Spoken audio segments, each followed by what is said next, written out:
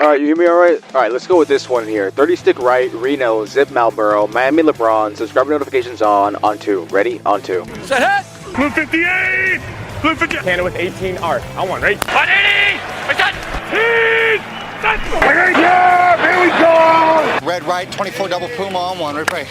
Set hit! Welcome into In the Huddle. I am your host, Josh Ortega, and welcome to our first ever episode as the In the Huddle podcast. Today we got a stacked schedule for you guys, for you listeners, whether you're listening to this on Spotify or wherever you're listening to this, or you're listening to your podcast, or you're watching this on YouTube on the S.H.T Sports channel. Thank you for tuning in. We got a long list of things to get into today. We're going over NFL honors, Super Bowl previews, deal or no deal with Stefon Diggs, and we're going to wrap it up with the Kliff Kingsbury hire means for the Washington Commanders, and maybe heading into the draft. With that being said, though, welcome in, and this is our first inaugural episode. If you're watching this on YouTube, you guys are kind of familiar with the S.H.T Sports channel. It's our YouTube channel where we cover everything in the NFL. That's kind of where this is going to be as well. This show is going to be something that I cover, the NFL, everything going on, little things. We can react to things going in the offseason. Obviously, it's kind of a bad time to start an NFL podcast because, for one, we're heading into Super Bowl week, but that's why we're previewing it this week. So come next season, we're going to get everything rolling here. I want to get this going in the season, but with time constraints and everything like that. With that being said, though, go subscribe to the S.H.T Sports channel, Sports Network on YouTube. Follow us on TikTok, Instagram. TikTok and Instagram is where you can see every single game recap from every single week in the NFL season, by or two because of Christmas break. With that being said, though, we're going to have a Super Bowl recap this weekend, so you don't really want to miss out on that. Follow for off-season. That's really where you're going to see all the off-season news on this channel. You're going to see a lot of it come on TikTok first and Instagram and then onto this channel if it gets bigger into bigger news. So with that being said, though, we also break down teams, signings, just things going forward, what happened this season, and a lot of off-season talk and everything like that's going to be coming more in the next couple of weeks. With that being said, though, let's get into it. Obviously, last night was NFL honors, so that means we got Offensive Rookie of the Year, Defensive Rookie of the Year, Offensive Player of the Year, Defensive Player of the Year.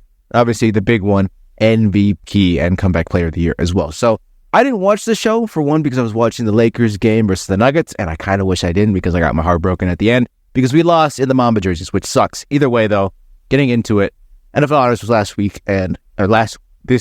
yesterday, not even last week. And I'm already thinking about other things. But with that being said, though, NFL honors was this weekend. We have all of the winners of the awards as well as Ultimate Man of the Year. Just kind of go through the list. Obviously, C.J. Stroud was the Offensive Rookie of the Year, voted AP.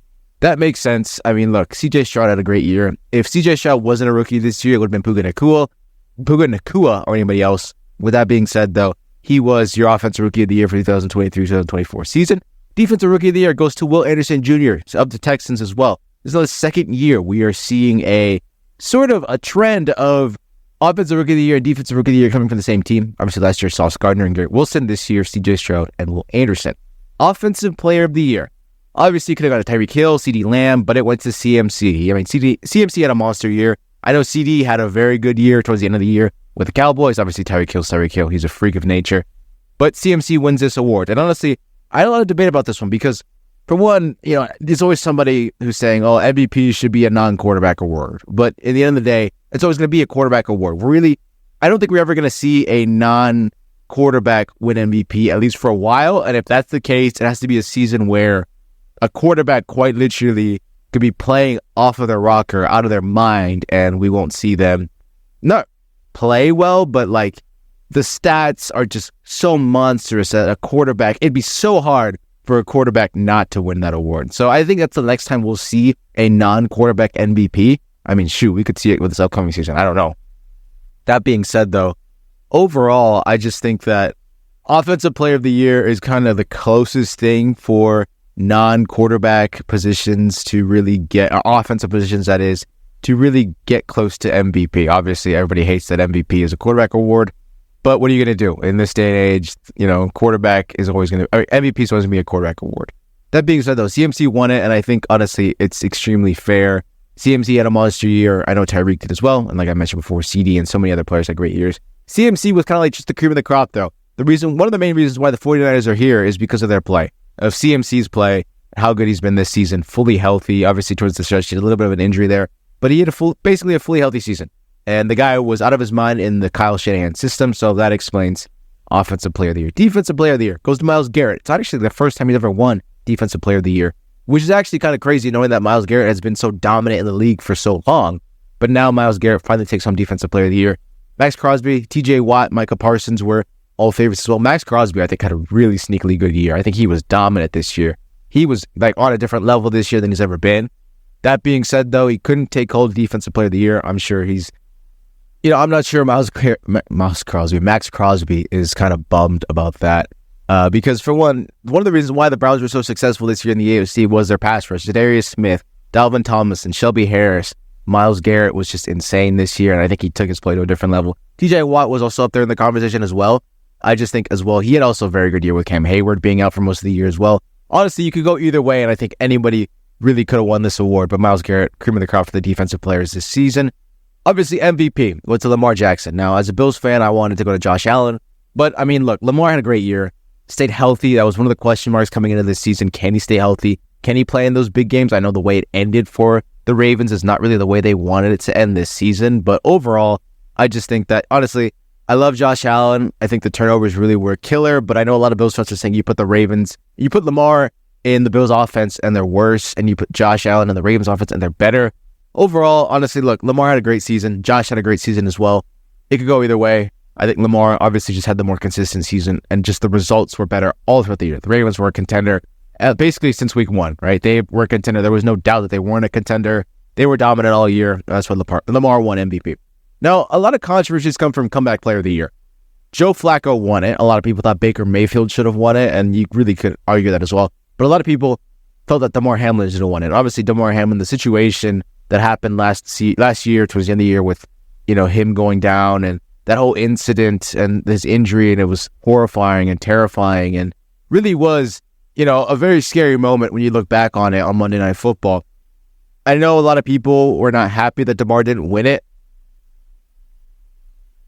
And to be honest, it's kind of hard because of the fact that, Damar Hamlin didn't play a lot of snaps. That's the big argument. He didn't play a lot of snaps. And yes, he basically died on a football field and came back to life and played in an NFL game and played snaps. And I know he didn't play a lot of meaningful snaps, but they were on special teams and everything like that. And that felt like that should have been Comeback Player of the Year. Look, I love Damar Hamlin. I love what he's done. I'm a Bills fan, so I've, really watched that firsthand, what happened to him against the Bengals on Monday Night Football, and a scary incident at that. And I've just been a big supporter of what he's been doing outside of football as well. Obviously, with various different charities, various different organizations, being kind of a leader in that end for pushing for, obviously what happened to him, just turning around, and not turning around, but just being an advocate, I think is the best word I can put for being an advocate for all different types of things, everything. And I love what he's been doing.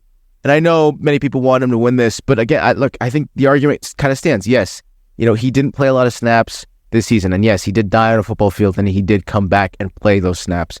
But overall, I feel like, look, Joe Flacco, Baker Mayfield, have really, Baker, for one, turned his career around. The guy coming into this season, frankly, really didn't have a lot of things going for him. Look, he was in a quarterback battle with Kyle Trask. He didn't even get the starting job when he was signed. He had a battle for it, right? Last 3 years, coming off of being released or traded from Cleveland, he has just been a blender, right? The guy, I thought the guy was going to be a backup the rest of his career. Yeah, I was sitting in the offseason saying maybe the Cardinals should sign Baker Mayfield. I think, and if you go back and watch on the S.H.T Sports Network, I made a video about all the quarterback moves going forward, and how I thought, Baker Mayfield might be, a career backup now. I didn't expect him to be where he's at, win a playoff game, go far in the playoffs, take this Bucs team where he took them. And I think, obviously Dave Canales, who was now the head coach of the Panthers, also has something to do with that. But overall, Joe Flacco as well came off the couch, led the Browns to playoff win, to the playoffs, secured it. Obviously, they got knocked down in the first round, but kind of had a Cinderella story, a little insanity moment for that matter. And overall, look, Comeback Player of the Year is a tricky, award, because so many people can win it. You can put so many different people into the category. I thought this year we were kind of going to have it like back in 2009 or 2008 where they had 2 Comeback Player of the Years. I thought we were going to have that here with Damar Hamlin and Joe Flacco, but we have Joe Flacco as the Comeback Player of the Year for the season. So, look, I love Damar Hamlin. I love Baker Mayfield. You could really fit any of them into that category to win the award. End of the day, it is just an award, and I think at the end of the day, it doesn't matter who you can put in there as long as they've had a great season. Just look back and reflect on that season, though. With that being said, though, I think it's time we get to our next segment, our Super Bowl preview. Obviously, it was media day basically all week. Monday night was media night, and honestly, a lot of funny things, a lot of funny videos came out of there. For one, Patrick Mahomes commenting on his impression of Kermit the Frog, And then Brock Purdy also commenting on Anna Fry. If you don't know who Anna Fry is, she's basically this girl on TikTok who is like a tennis athlete. She's one of the best tennis players, I think, in high school sports. And she looks like Brock Purdy. She really does. Like, that's one of the reasons she blew up, because she looks like Brock Purdy. And she's been all over my For You page because of Brock Purdy edits and all that stuff like that. But overall, I mean, it's funny that he knows about it. Obviously, if you saw the NFC Championship game, obviously all the videos that came out of there, you had Chuba Purdy, Brock's brother, who's in college, saying Anna Fry is headed to the Super Bowl, and he goes, stop. And that was funny. That was a good laugh. So overall, I think it's funny that he acknowledges it, and that he he acknowledges it, and he knows about it, and he makes joke. He doesn't really joke about it, but it's just kind of funny, his face when people bring it up. Like, he kind of like laughs on the inside. It's like, oh, I got to talk about this again. But it's better than the John Harbaugh one. I don't really see the resemblance between him and John Harbaugh. I don't see it. I don't really see it. So either way, it's just kind of funny. A lot of things that come out of it. A lot of funny things. My favorite is the 49ers going over their favorite Mexican dishes, and a lot of, as well as the Chiefs. I think it was both teams, but I saw mainly the 49ers. And I think it was a 49ers player who shut up pupusas, so shout out to him. All my Salvadorians out there. No, pupusas are very good. Now, I don't eat pupusas every single day, but I know that they're very good. So overall, shout out to him there. But with that being said, though, honestly, I think it's time to get into it. So Monday was like media day. I didn't actually know that it was like a media day, like a live media day. Honestly, like, since the Pro Bowl, I think the NFL has done a really bad job at telling us when these days are, because I honestly forgot. Like, I didn't know that was going on. Like, I was, watching over social media and seeing all these interviews happen live. Then I'm like, oh, it's like media day in Allegiant Stadium. Like, and I'm seeing all these clips come out from there. And like the same thing with the Pro Bowl. Like, I didn't watch the Pro Bowl, nor was I going to. But like, either way, I think they did a bad job of kind of telling us when these things are going to happen. But we all know Super Bowl this weekend. And honestly, this week, it was back and forth between 49ers fans and Chiefs fans, honestly, across all social media. But during that Monday Night Live, where they, did the interviews with the players and with, the other team in front of them, and, you had 49ers fans who packed Allegiant Stadium, mainly because it's so close. But, that was the one thing. It was definitely a back and forth between 49ers fans and Chiefs fans. I mean, look, there's a lot of animosity. I mean, not animosity. There's not a lot of love lost from these two teams, frankly, from the 49ers standpoint, because of what happened in 2019, as the Chiefs beat them in the Super Bowl in 2019. Look, either way, coming into this game, I don't know whether the stakes are higher for the Chiefs or the 49ers. Right now, the 49ers are currently -2 favorites over the Chiefs. And honestly, when it comes to, the stakes, right, what do you have to lose? I think the stakes are higher for the 49ers, especially for Kyle Shanahan. We all know Kyle's one of the best coaches in the NFL, an offensive genius. But I think that this Super Bowl is his second as a head coach. And frankly, the 49ers team that made the Super Bowl in 2019, I don't think comes close to this team for the 49ers heading into 2023-24, that is going to the Super Bowl and will be playing on Sunday against the Kansas City Chiefs. That being said, though, if the 49ers lose again this year, I think it becomes something that lingers over his head in his coaching career. And honestly, until he gets to another one and wins it. So honestly, I don't know who's going to win this Super Bowl. Going later in my preview, I'll let you guys know my prediction, but it's a toss-up. Frankly, it can go either way here.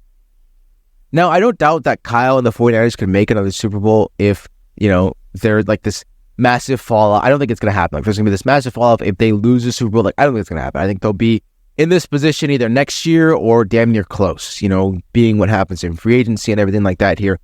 But honestly, I think that Kyle Shanahan is the most to lose here, because really, when you get to the Super Bowl, it's all about winning it, right? You got, all this work in the offseason, all this work in season, the ups and downs, right in the roller coaster of an NFL season. It's all to get to this point, right?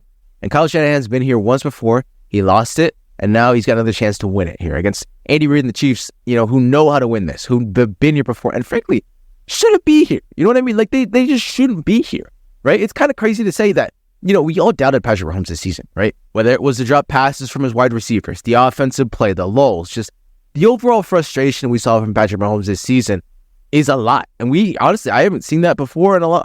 Frankly, I don't think we've ever seen that in his career. The frustration we've seen him go through and battle through, and just the ups and downs of the Chiefs season. Look, going into the playoffs, we all thought, they're making it to the second round, they're getting knocked out. This Chiefs team isn't good, but they're here and they have the chip on their shoulder. And honestly, it's kind of scary because we've seen a Chiefs team without the chip on their shoulder, right? We've seen the Chiefs team, be the best team in the NFL, get to a Super Bowl, and now we are having them be doubted. They're not even favorites in the Super Bowl right now. The 49ers are still favorites. Amid all this, amid all the doubt, the Chiefs are still underdogs, right? Patrick Mahomes, Travis Kelce, Andy Reid are underdogs in the Super Bowl. Isn't that kind of crazy to say? Like, imagine, look, and a lot of people are comparing Patrick Mahomes to Tom Brady, right? And for good reason, right? The guy has basically not done what Tom Brady has done, but is damn near close to what Tom Brady did in his career and ended up doing in his career and all the wins and everything like that. With that being said, though, it's just like, it's kind of crazy that, if Mahomes could retire right now, he would be a first ballot Hall of Famer. The guy would be a first ballot Hall of Famer. You know what I mean? And I don't think he will retire anytime soon. Look, and even to put that out there, I don't think he is. I think the guy wants to catch Brady. He wants to be ahead of Brady. I know the competitor that he is. He wants to win everything he can win and more. And until he can't stop winning, he will call it quits. Look, overall, it's crazy that, to think if we're going to put Tom Brady as an underdog, right? And I know a lot of times in his career, he was considered an underdog. But even if he had won all the Super Bowls and we put him as an underdog, I mean, just come on. It feels like we're putting Mahomes as an underdog. We are putting Mahomes as it feels like we are putting Mahomes as an underdog. And honestly, it's just crazy. It's insane. The Chiefs, on paper, with the season they had, shouldn't be here, but they are. And honestly, that's what makes them scarier. It makes them scarier because, look, they have that fuel. They have that hunger.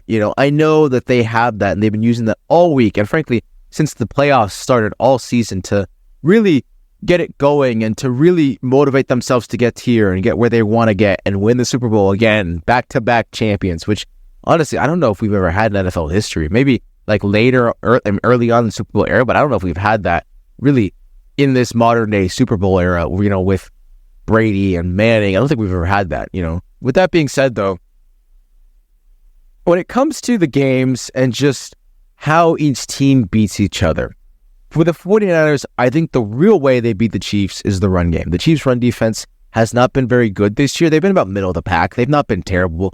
But we've seen, the last couple of games in the playoffs against Buffalo, we saw Buffalo run, the ball down their throats. And honestly, as a Bills fan, we're not the best running team. We've gotten a lot better, and I love our run game now. But in the last couple of years, we've not been a very good run team. And now you're seeing us run the ball down the Chiefs. Obviously, we didn't end up winning the game. But, you saw that all year. Teams could run the ball down the Chiefs, even with Chris Jones, Mike Dana, George Karlaftis, Charles Omenihu, who I don't think is actually, he might play this week. I know he was injured against Baltimore, but I'm not sure he's going to play this week as well, the former 49er. With that being said, though, I think CMC is going to have a big role. And I think really Steve Spagnuolo is going to really put an emphasis on the run game in the defense. I think he's really going to harp that. I think he's probably been harping that all week in terms of that, and as well as coverage as well. But look, I just think that with the cold starts that Brock Purdy has had, he's going to have to lean on this run game. I know the last two playoff games, he's had cold starts, and in the second half, we've kind of seen him ramp it up a little bit more. With that being said, though, I think CMC, you're going to lean on him. You got to lean on him to start this game, especially if Brock Purdy starts cold, because really, when Brock Purdy starts cold and you start throwing the ball, this Chiefs secondary is very good. L'Jarius Sneed is very good. Trent McDuffie is very good. Watson is very good. Justin Reed is very good. Linebacking core, Brandon Bolden, Willie Gay will get him back from injury. He missed the Baltimore game. They're very good. They're good in coverage. They're very good at taking the best player out, and whether that's going to be Debo lining up next to L'Jarius Sneed or Brandon Ayuk or George Kittle. I know there's a lot of weapons on this 49ers team, but with that being said, though, you got to lead on CMC in the run game. You know what I mean? You got to force them into one safety looks, into looks you want to see that you can throw the ball and take advantage of. You want to use all your weapons you can and have Brock Purdy be on time and throw on time. So, look, I think the one way the 49ers beat him is through the run game as well. With that being said, though, I don't think you can limit Patrick Mahomes on defense. I think for the 49ers, you really want to limit Travis Kelce, right? Travis Kelce is a safety blanket. He's the guy who can have a big game, who has really had a down year, but honestly hasn't had a down year at all. It's looking like he had a down year, but he's had an insane year, a very good year for his standards. Obviously not by his standards, he's the best tight end in football, but either way, he's had a great year. And I think he's really ramping up, turning it up at the right time, and turning back into the Travis Kelce we know and love. And overall, he's going to be the guy that, the number one guy. I know MBS, Richie James, Kadarius Toney, if he plays, are really turning it up, especially MBS. I know had a lot of drops towards the midway point of the year. Kadarius Toney, I know a lot of things outside of football. The live video that he said was not a live video, he was hacked or whatever's going on with that. They got to step up in a big game like they did last year against the Eagles, where Kadarius Toney stepped up and had a very good punt return that helped the Chiefs win the game. MBS, Juju stepped up in that Super Bowl last year. So overall, you want these guys to step up and continue playing like they've been playing all season. But, more not all season, but towards the end of the year when the games really matter. With that being said, though, going back to Travis Kelce, he's going to be playing against Fred Warner, who I think is the best coverage linebacker in the league. I love Fred Warner. I love his game. And honestly, I think that's going to be a real challenge. This is the best linebacker he's really played against. He played against Kyle Hamilton. who's not a linebacker, but a safety, who's a very good coverage safety for the Ravens last week, as well as Roquan Smith, Patrick Queen. And this 49ers defense is nasty. I know they don't have Talanoa Hufanga. They lost him midway through the season, or really early on in the season for the season. And that secondary and, those safeties really, taking Talanoa Hufanga out of that secondary, that safety room is really tough because he's such a versatile safety. So good on the blitz, so good as a ball hawker. You take him on that secondary, it makes it a little bit less weaker. Javarius Ward had a great year, the former Chief, and obviously he's been saying a lot of things about the 49ers and the Chiefs, saying it's better over the 49ers and everything like that, as a former Chief as well. With that being said, though, for Javarius Ward, I think, he's going to have a tough task taking on Rashee Rice. I know Rice kind of lines up in the slot as well, so if he's not over Rice in the slot, who I think is turning on at the right time, who has become kind of not matured, but really aged. He's aged well as a receiver. Obviously, early on in the year was kind of not sporadic, but was, definitely a guy Patrick Mahomes looked to, and you'd see him kind of go in the holes, his own coverage, and not run the route full. Like, he'd run routes kind of fully like a rookie, and now you're seeing him mature and understand what he needs to do as a number one wideout. He knows he's the number one guy. He knows he's the best receiver, wide receiver that is. Obviously, Travis Kelce's in that room as well, but best true receiver, and Patrick Mahomes trusts him and has everything like that. So with that being said, though, I really do think that when it comes to, Rashee Rice having a big game, it's going to come out of the slot. De'Amon Lenore, I think, is a great corner as well. But, when it comes to Javarius Ward, I think the cornerback room for the 49ers is good, but it could be better. And I think that's one thing that the Chiefs are really going to harp on, as well as really get the ball out quick. Nick Bosa, Eric Armstead, Javon Hargrave, I think are going to be very good on the defensive line. I mean, you got the Avengers defensive line here. But as well as in the run game, I think Isaiah Pacheco is going to really feast here, like CMC. I think you're really going to see them lean on him as well. Really target Chase Young, because Chase Young, coming over to the 49ers, has not been very good in the run defense. He's had moments where he's looked very good, but just really has been that weak point on that defensive line, though. With that being said, though, overall, I think you're going to see both teams lean on the run, really open up the pass, and it's going to be pretty even. And honestly, I think that, it's really tight. Like, I can see the Chiefs winning this. I can see the 49ers winning this. You can see it all happening. I think it comes down to one play. But look, right now, I feel like the 49ers want their get back. They want their revenge. They want to win the Super Bowl. They want to put all that narrative that Brock Purdy is a game manager to bed in the offseason. We hear all the noise from Cam Newton, from God knows who else, about Brock Purdy. And I think that the 49ers are really going to put that to bed. So my prediction of the Super Bowl is I think that the 49ers will win 21-17 in Las Vegas against the Kansas City Chiefs and get their get back game. So with that being said, that's kind of like my little, nugget of analysis for the Chiefs versus 49ers in the Super Bowl. I'm excited for the Super Bowl. I can't wait. It's really, I'm going to enjoy it because it's the last weekend of football we get. So, God knows when in, July or, August for, preseason. So I'm going to enjoy every second of it. Obviously I wish the Bills were here, but I like the 49ers. They're my kind of like my second team. So with that being said, I think they'll come out with the victory here and I'm going to enjoy it. So, you got to enjoy the Super Bowl too, because even if you're not a fan of the Chiefs or the 49ers, and I know a lot of us have been sitting there saying, it just, is there a way both teams can lose, or can we, get a meteor to hit the stadium or anything like that? So just that being said, enjoy it, even if you don't like the Chiefs or the 49ers and, Taylor Swift and everything like that. We all know how the NFL fan base is, or not NFL fan base, but a lot of the NFL fans hear about Taylor Swift. So with that being said, I think that the 49ers will come out victorious. We're going to take a break. And, we got Deal or No Deal coming up on our next segment. What's going on with Stefon Diggs and the Bills right now. The Commanders hiring Kliff Kingsbury and what that could affect for the draft. So with that being said, I'm going to take a break, and I'll see you guys in the next segment. Hey, it's me. You're listening to In the Huddle on YouTube or wherever you find your podcasts. If you do us the favor, please hit the subscribe button on your local podcast app, or if you're watching this on YouTube, hit the subscribe button for notifications on. You don't want to miss an episode, and yeah, honestly, you don't really want to miss an episode. All right, so for our second segment of the show, we have Deal or No Deal involving Bills number one wide receiver, Stefon Diggs. Now, if you don't already know, I'm a Bills fan and a proud member of Bills Mafia, that is. And Stefon Diggs, obviously I love the guy. He's our number one wideout. I'm a big fan of his. Honestly, I hate the whole narrative that he's a diva. I understand what happened in Minnesota. I get what's going on with the cryptic tweets.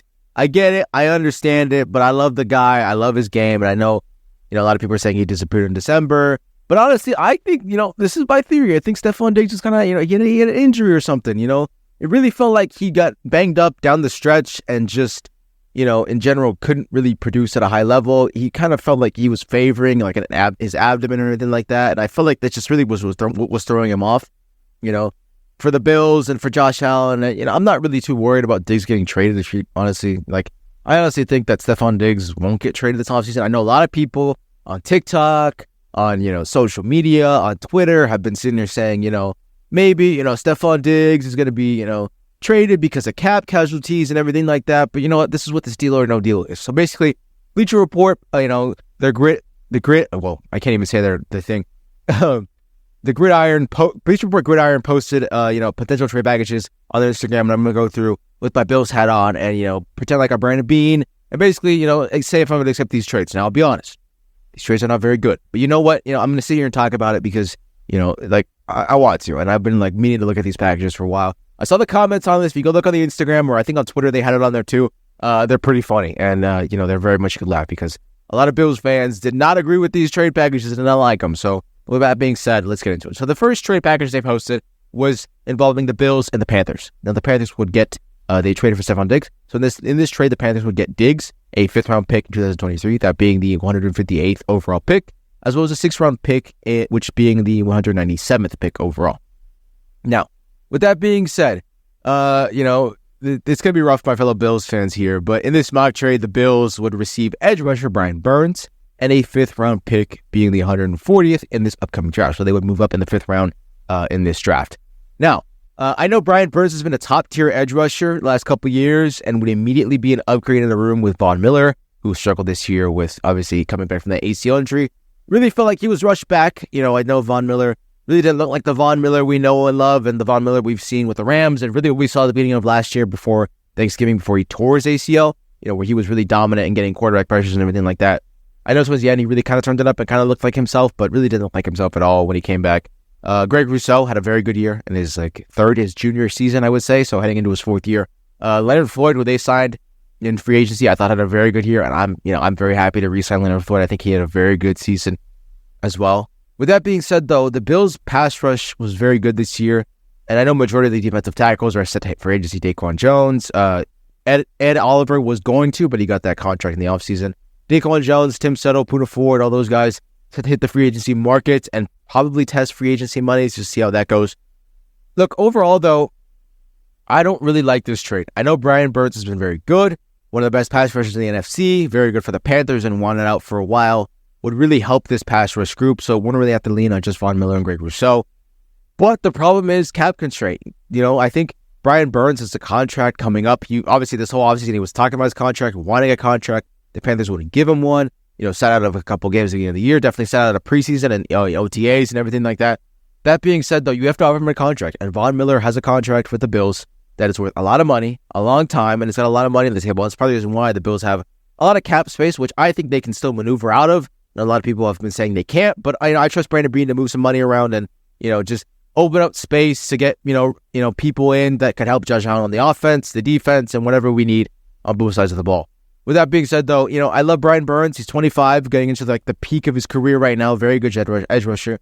But again, money's a big thing here. You got to offer him a contract. He's going to want a multi-million-dollar deal. He's going to want a lot of money. He's not going to take less money because he's on a contender now. He's going to take a lot of money because he knows how good of a pass rusher he is. And frankly, you trade for him, you get him. Yeah, you could move him to somebody else to trade up in the 1st round to get a receiver, but either way, then they're going to have to offer him a contract. You're going to have to either take a contract that he's on right now, absorb that, or, offer him a big deal and be a pass rusher and a very good pass rusher. He'd be great for the Bills, but you have Von Miller on the other side. What are you going to do with Von Miller? You can't move Von Miller's contract because it's so much. And really, this season especially, I know a lot of people have been saying for the Bills, move Von Miller. And I don't think you can move Von Miller because, for one, his contract is huge. All right, it's a massive deal. Yeah, he's restructured it 4 times, but it's a big deal. Coming off the ACL, his age is going, the Bills are better off just holding on to him, right? They're better off holding on to him. And if next year he performs like he did this year, then you got problems, right? Either way, I don't think this is enough value for one. One, you're not getting a number 1 wideout in return. Yes, you're getting a number 1 edge rusher in return, but you're getting a 5th. You're getting moving up what, a couple of spaces in the 5th round for Stefon Diggs, who was a number 1 wide receiver, who's honestly, in my opinion, a top 5 receiver in this league. Clear as anybody else. With that being said, though, and a 6th, you're sending over a 6th, and you're moving up 18 spaces in the 5th round. No, so this is a no trade. And honestly, the Panthers don't have a 1st round pick to offer. they're kind of in shambles right now, and I don't want to send Steph. I know you're sending him to an NFC, but you don't want to send him to a place where, he's not going to flourish. I know Bryce Young and Dave Canales are under the helm right now, but that organization is a mess, and yeah, it's just, end of the day, no good. Not accepting it. No deal here. So, the next trade involves the Bills and the Bears, so sending them to the NFC again. The Bears would be trading down in the draft, so they would be, let's say they have a top 10 pick. They would trade down for the first overall pick. Let's just say they keep Justin Fields, which I think they will. We'll get into that segment later. But the Bears would get Diggs. The Bills will get their first overall pick this year, and that would be it. It's just a straight swap for the first, for whatever pick that is. Now, if that's a top 5 pick, I say take it. 2, 3, maybe 4, I say go ahead and grab it, because really you can get Marvin Harrison Jr., who I think would be the only way the Bills would accept this trade, is that if Marvin Harrison was secured at this space, because you're getting a number one guy who, yes, is a rookie, but you're getting a number one guy eventually. You know what I mean? Marvin Harrison has been one of the best receivers, if not the best receiver in college for the last 4 or 5 years, maybe 3. I know he's been in college for only about 3 or 4, so maybe 3 or 4 years. So yeah, but unless the Bills get a guy like Michael Pittman or T. Higgins in free agency after this trade is done, I could see this being a slam dunk, because not only are you getting, a guy in T. Higgins who, I think is going to be definitely a number one this season. I think he's going to get paid number one money. Michael Pittman, I think, has been a very underrated number one for the Colts. And then you get an opportunity to draft a guy who could be the number 2 guy, right? Because I don't think Gabe Davis is coming back. Get the number 2 guy who could be, end up becoming the one, right? End up turning into the one, end up developing into the one. You don't have all that pressure on your number 1 guy to be, not only a rookie, but be the number 1 guy. Be the guy that the offense needs to go to. Need to get him the ball. Need to get him going, and really have to rely on that, right? Rely on Josh Allen getting him the ball. Rely on, I know Dalton Kincaid would probably be the number 1 if Diggs left. Khalil Shakir would be the number 2. Then you rely on the rookie, whoever you draft, whether that's the 20th overall pick, or if this trade went through, the top 5, top 10 pick, right? So overall, that being said, if that was to happen, then this trade would be a slam dunk. But I don't think that would happen. I think the Bears would trade to about 9 or 10, worst case, right? Maybe 5 or 6 best case for the Bills. And, Marvin Harrison would be gone. Yes, you get Malik Neighbors or Rome Odunze out of Washington, right? That being said, though, I love those guys. I think they're great receivers. I'm excited to see what they can do in the NFL. And I hope one of them falls to the Bills. But with that being said, I just don't think right now they are at the opportunity to make a number 1 splash. Rookie year, I'm going to give them a lot of slack. If they exceed my expectations as rookies, which, obviously the rookies, wide receivers, you saw what Garrett Wilson and Chris Olave did their rookie year. I think these guys are on top tier like that. With that being said, though, but I'm not going to sit there and say they're going to go over 2,000 yards, rookie of the year, 15 touchdowns. I don't have those high expectations for them yet. I think they're great receivers, great prospects. I think in the long term, they will be great in the NFL, and they'll be phenomenal. With that being said, though, I don't really want them as my number 1 guy heading into the year, because they're rookies. You don't want to put all that pressure on a rookie wide receiver, because it kind of puts their, not their value down, but their morale down, right? It kind of shoots their morale down in the foot. And you don't really want to put that on your rookie wide receiver and put all that pressure on them to be the number 1 guy, right? When you had a number 1 guy, a top 5 guy, a Diggs, and you moved on from him for whatever reason, you moved on from him. So with that being said, unless there's Marvin Harrison Jr. in this, or unless you get T. Higgins or Michael Pittman in free agency before this trade goes through, with that being said, it's a no stone. It's a no. If you get them in Michael Pittman, T. Higgins, or somebody else who could be a 2 turn into a 1, and you're able to get them in the draft and you move Diggs to the Bears, then yes, absolutely. All right. The next 2 trades are similar. They involve the Colts and the Texans, so we're going to kind of mesh these into one here. Basically, Houston would get Diggs for the 2024 first overall pick, 23rd overall, and a 4th round pick. And the second trade would be the Colts' first round pick being 15 overall, and as well as a 5th round pick. So basically similar trades here. Now, for one, I would want to move that 5th round pick and get, maybe a Tank Dell or a Josh Downs, even a Nico Collins to get a number 2 there, just depending where that is there. But I don't think Indy or Houston will really, want to let go of that, especially Tank Dell. Tank Dell had a phenomenal rookie year. Yeah, I don't think you're going to move him at all. Maybe Nico Collins after that, but I don't think any of those will be moved on as well. So with that being said, if you can move, that 5th round for both of these trades for one, I'm kind of leaning towards the Colts because they had a top 15 overall pick. You move up in the draft, to select maybe a wide receiver, which we could see one of these guys falling towards. I know the wide receiver run can be early in this draft, but maybe it could be in the teens where you can see Malik Neighbors or Rome Odunze or Troy Franklin or, anybody else coming out of the draft fall into the teens. So really get that number 2 there. But then it results in sending a guy to free agency. So really, if I'm going to accept one of these trades, maybe it'll be the Colts. It'd probably be the Colts trade, but then again, you're trading into a contender in the AFC. Anthony Richardson's coming back. Same thing with Houston. You're training into an immediate contender and a guy, and probably a team you're probably got to face in the playoffs. CJ Stroud, look at the year he had with Tank down Nico Collins. Imagine giving him a top 5 guy in Diggs. Oh my God, they'd be nasty. It'd be disgusting, right?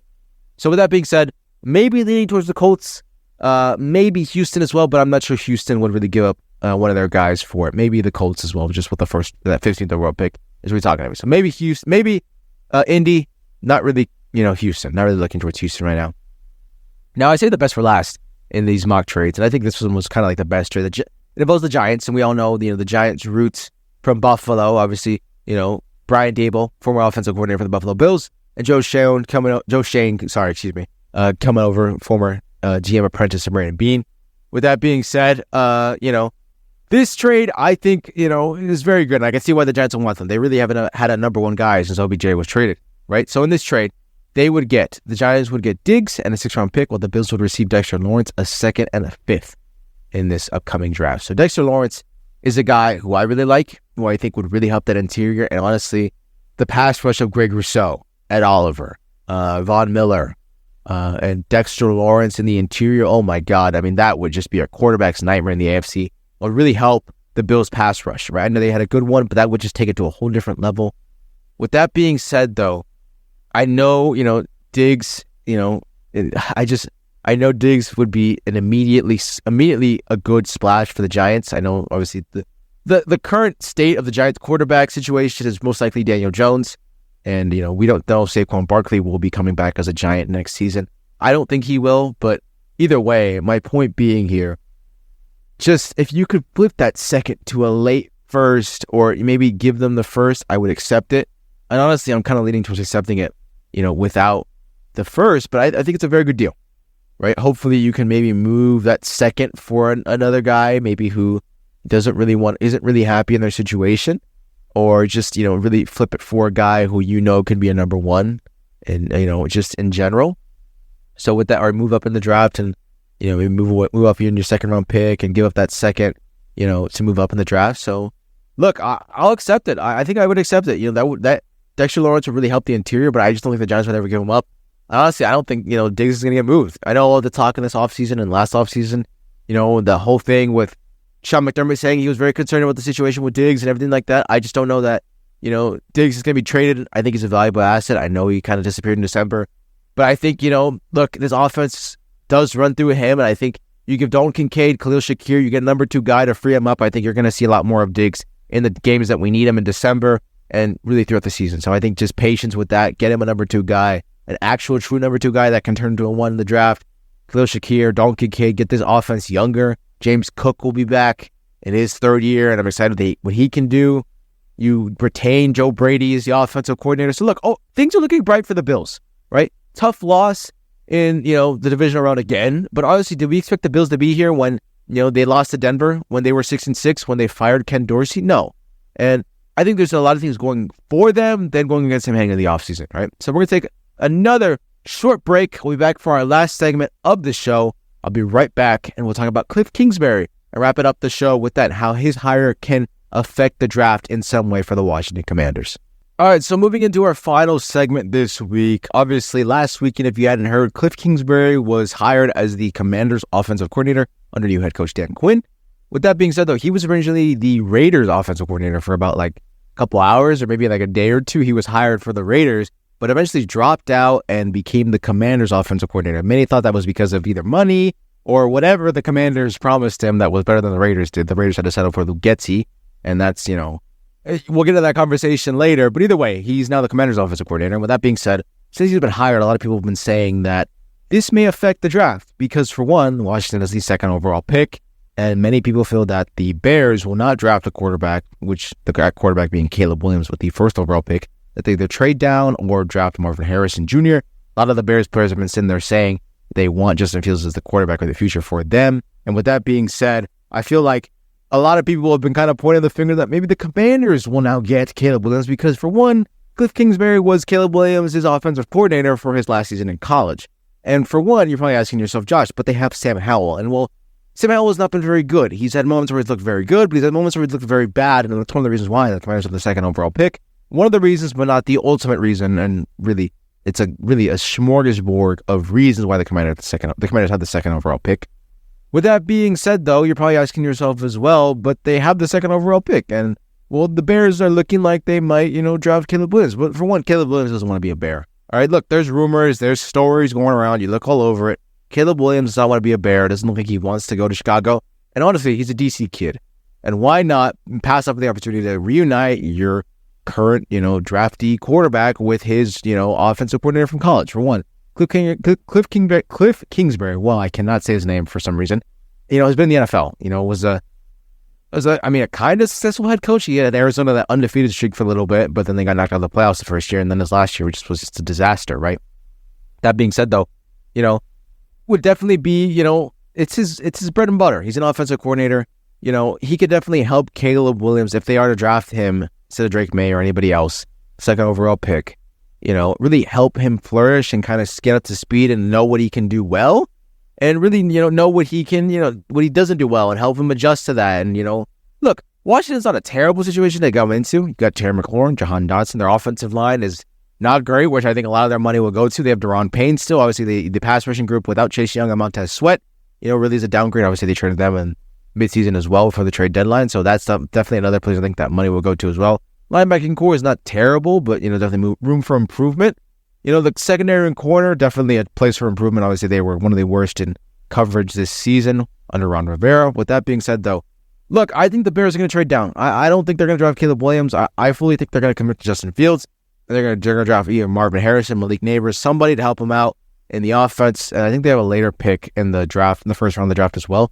Or I could be wrong. That's the Cardinals. Sorry. The Cardinals do that. But either way, they'll trade down. They'll get, they'll get Justin Fields another weapon, Marvin Harrison. If Justin Fields can't succeed with Marvin Harrison, Cole Kmet, DJ Moore, and anybody else they add in during free agency on the offensive side of the ball, then I think it's time to really move on here.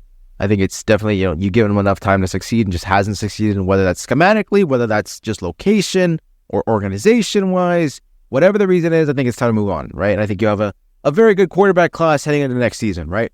With that being said, though, I know that, it's kind of weird because, we're like, what? The draft always drags. The draft always drags. After the Super Bowl, we look forward to the draft and free agency. It's always a drag, and we're never going to know what's going to happen.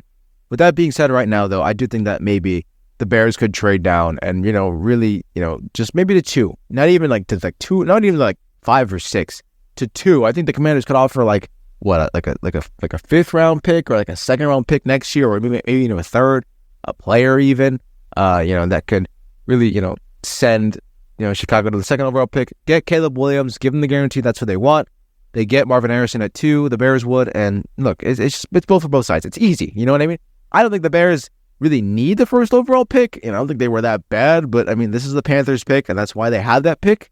So with that being said, maybe we see Caleb Williams in a, Commanders jersey next season. I mean, it'd be very good. It would definitely heat up the NFC East. It'd definitely be something, you have this generational talent, and Caleb Williams heading to the NFC East.